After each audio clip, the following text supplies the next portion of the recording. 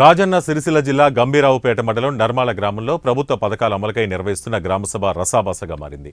ఆత్మీయ భరోసా, ఇందిరమ్మ ఇల్లు, రేషన్ కార్డుల జాబితా అధికారులు చదవడంతో అర్హుల పేర్లు లేవని గ్రామస్తులు అధికారులను నిలదీశారు. ఆత్మీయ భరోసాకు కటాఫ్ తేదీ ఉండకూడదని, ఇందిరమ్మ కమిటీని రద్దు చేయాలని గ్రామస్తులు ఆందోళన వ్యక్తం చేశారు.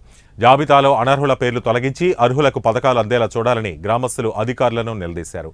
అర్హుల పేర్లు రాక అనర్హుల పేర్లు వచ్చాయంటూ ప్రజలు అధికారులను నిలదీయడంతో అధికారులు మధ్యలోనే వెళ్లిపోయారు.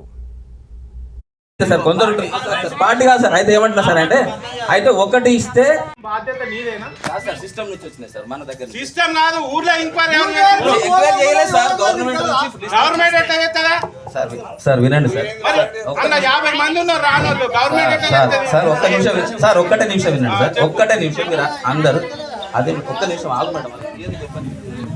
నేను చెప్పేది ఒక్క నిమిషం సార్, నేను చెప్తాను. ఓకే ఓకే నేను చెప్పేది అండి. ఒక్కసారి నేను చెప్పేదేనండి.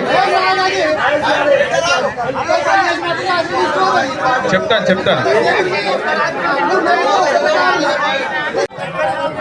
సార్ మీరు పెట్టిందే ప్రజాపాలన, ప్రజలు వినాలని మీరు ఎప్పుడు ఇంకో చెప్తారు సార్.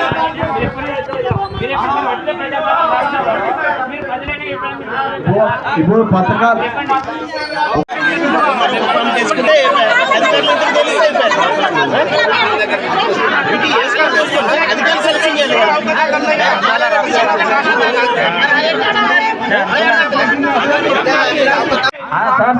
సార్ లేదు సార్.